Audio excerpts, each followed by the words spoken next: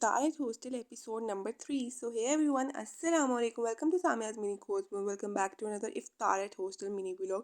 तो जिस दिन चलाती धूप में मैं और मेरी सहेलियां मिलकर चले गए थे यूनिवर्सिटी सिर्फ एक क्लास लेने के लिए।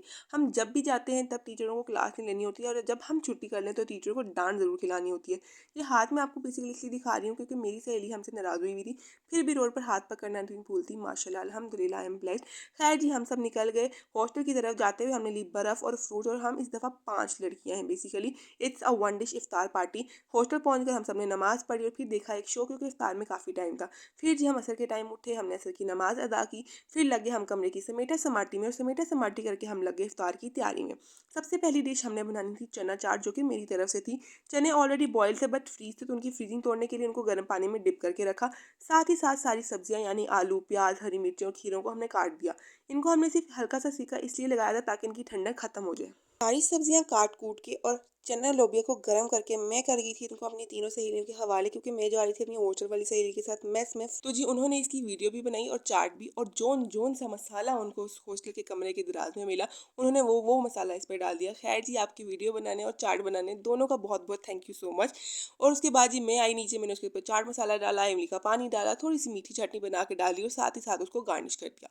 साथ ही साथ बारी आती है जी हमारी सेकंड डिश की, जो कि इफ्तार की जान होती है, विच इज़ फ्रूट चाट। और क्रीमी फ्रूट चाट मिल जाए तो क्या ही बात है।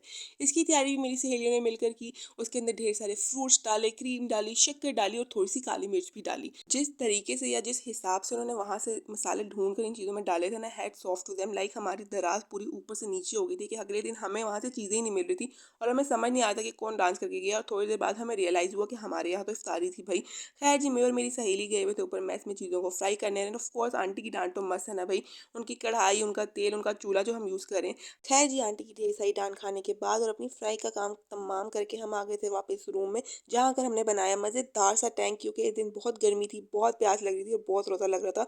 तो टैंक इज़ मस्त। साथ ही साथ हमने मंगाई थी अपनी सहेली के लिए उसकी फेवरेट बिरयानी बाहर से। फिर जी अल्हम्दुलिल्लाह से हमने लगा लिया था अपना इफ्तार का दस्तरखान, और फिर हम सब ने मिलकर की इफ्तार।